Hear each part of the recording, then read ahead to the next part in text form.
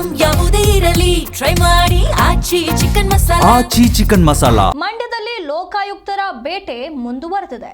ಜಮೀನು ಖಾತೆಗೆ 2 ಲಕ್ಷ ರೂಪಾಯಿ ಲಂಚಕ್ಕೆ ಬೇಡಿಕೆ ಇಟ್ಟಿದ್ದಂತ ಕಂದಾಯ ನಿರೀಕ್ಷಕ ಈಗ ಲೋಕಾಯುಕ್ತರ ಬಲೆಗೆ ಬಿದ್ದಿರುವಂತದ್ದು. 10,000 ಲಂಚ ಪಡೆಯುವಾಗಲೇ ಲೋಕಾಯುಕ್ತರ ಬಲೆಗೆ ಬಿದ್ದಿದ್ದಾರೆ.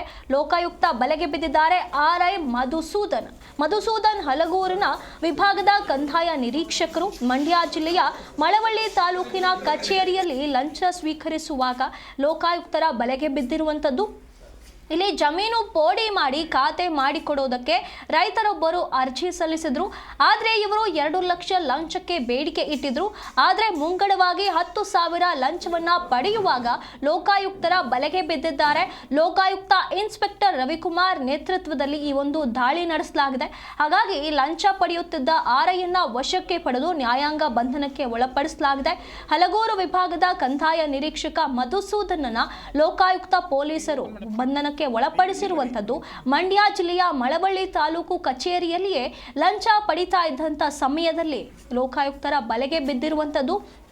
ಇಲ್ಲಿ ಜಮೀನು ಪೋಡಿ ಮಾಡಿ ಖಾತೆ ಮಾಡಿಕೊಡೋದಕ್ಕೆ ರೈತರ ಬಳಿ ಇವರು 2 ಲಕ್ಷ ಲಂಚಕ್ಕೆ ಬೇಡಿಕೆ ಇಟ್ಟಿದ್ರಂತೆ. ಆದರೆ ಅಡ್ವಾನ್ಸ್ ಅಮೌಂಟ್ ಆಗಿ 10,000ವನ್ನ ಪಡಿತಾ ಇದ್ದಂತ ವೇಳೆ ಲೋಕಾಯುಕ್ತರ ಬಲೆಗೆ ಬಿದ್ದಿರುವಂತದ್ದು. ಇಲ್ಲಿ ಲೋಕಾಯುಕ್ತರ ಇನ್ಸ್ಪೆಕ್ಟರ್ ರವಿಕುಮಾರ್ ಅವರ ನೇತೃತ್ವದಲ್ಲಿ ನಡೆದಂತ ಈ ಒಂದು ಕಾರ್ಯಾಚರಣೆಯಲ್ಲಿ RIಯನ್ನ ಬಂಧಿಸಲಾಗಿರುವಂತದ್ದು.